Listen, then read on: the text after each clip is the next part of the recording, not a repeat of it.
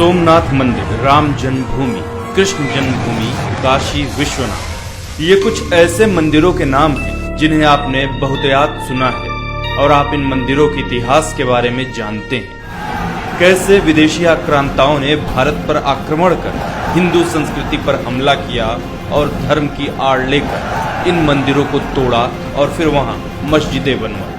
पर ऐसे हजारों मंदिर थे जो इस्लामिक आक्रांताओं के अहंकार और धर्म प्रचार की भेंट चढ़ गए, जिन्हें इसलिए तोड़ा गया ताकि हिंदू संस्कृति और उसकी पूजा पद्धतियों को नीचा दिखाया जा सके। भारत में इस्लामिक आक्रमणों की शुरुआत अरब आक्रांता मोहम्मद बिन कासिम के सिंध पर आक्रमण करने से शुरू हुई।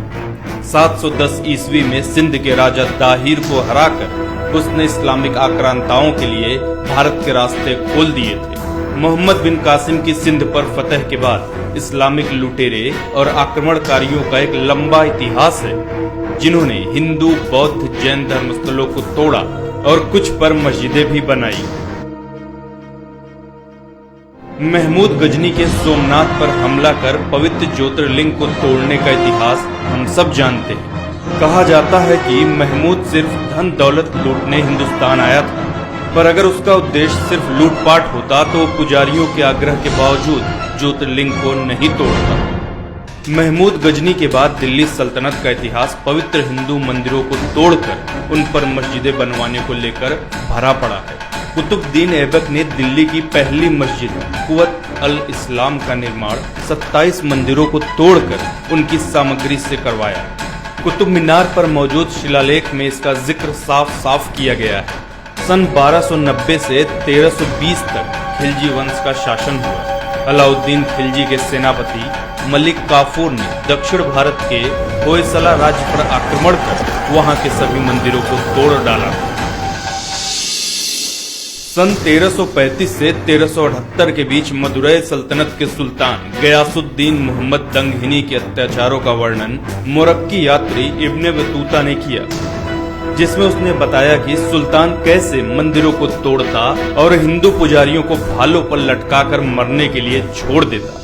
सन 1321 से 1394 के बीच फिरोज शाह तुगलक ने पुरी के जगन्नाथ मंदिर और कांगड़ा देवी मंदिर को नुकसान पहुंचाया। खुद अपनी आत्मकथा तारीख फिरोज शाही में उसने स्वीकार किया कि कैसे उसने पुजारियों पर अत्याचार किए और उन्हें अपने महल के दरवाजे पर मार कर लटका डाला। दिल्ली सल्तनत के राज के बाद भारत पर तैमूर का आक्रमण हुआ, जिसकी बर्बरता के किस्से मशहूर हैं। उसने रास्ते पर पड़ने वाले कई मंदिर तोड़े और लोगों की गर्दन काटकर दिल्ली तक मीनारें बनवाई ताकि वापस लौटते वक्त उसे रास्ते की पहचान रहे। सन 1399 में सिकंदर बुत शिकन का प्रादुर्भाव हुआ, जिसने कश्मीर के प्रसिद्ध मार्तंड मंदिर को तोड़ा। कहा जाता है कि ललितादित्य द्वारा बनवाया गया मार्तंड सूर्य मंदिर इतना विशाल था कि इसे तोड़ने में पूरा 1 साल लग गया। इसी के शासनकाल में कश्मीर में लोगों का बड़े पैमाने पर धर्मांतरण हुआ। सन 1451 से शुरू हुए लोधी वंश में भी मंदिरों को तोड़ने का काम बदस्तूर जारी रहा। तारीख दाऊदी के अनुसार सिकंदर लोधी के शासनकाल में मथुरा के सभी तीर्थों को तोड़ दिया गया। पूरे मथुरा क्षेत्र में कोई अपना सर नहीं मुड़ा सकता था और दाढ़ी नहीं कटा सकता था।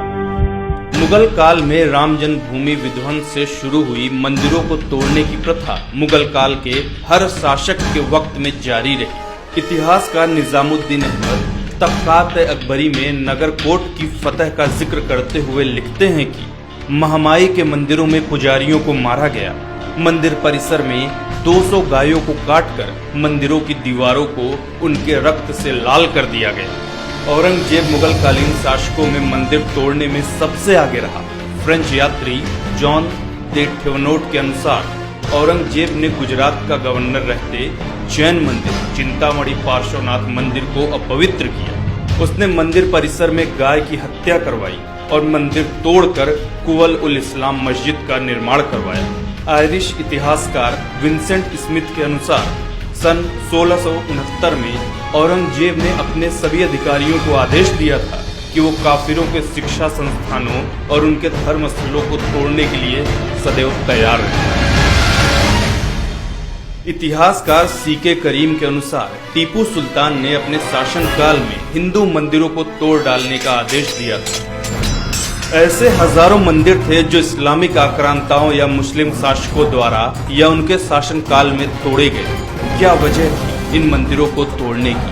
अगर आक्रमण का मकसद लूटपाट था तो सोमनाथ विजय के बाद ज्योतिर्लिंग के 3 टुकड़े क्यों किए गए?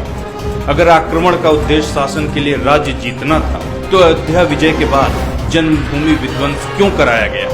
अगर आक्रमण का उद्देश्य धर्म प्रचार था तो दिल्ली में पहली मस्जिद बनवाने के लिए 27 हिंदू मंदिरों को क्यों तोड़ा गया?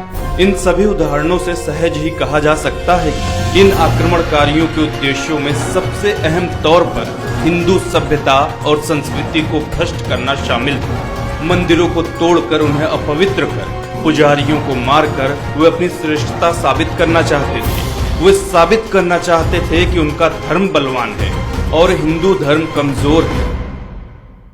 वर्षों बाद आजाद भारत में पहली बार राम जन्मभूमि पर होने जा रहा फैसला इन ऐतिहासिक भूलों को सुधारने की तरफ एक कदम हो सकता है। अपनी सत्ता और ताकत के गुरूर में जिन शासकों ने भारतीय सनातन संस्कृति को बर्बाद करने में कोई कसर नहीं छोड़ी थी, इन मंदिरों का पुनरुद्धार उस पुरातन संस्कृति को सहेजने की तरफ एक छोटा परंतु महत्वपूर्ण कदम साबित होगा।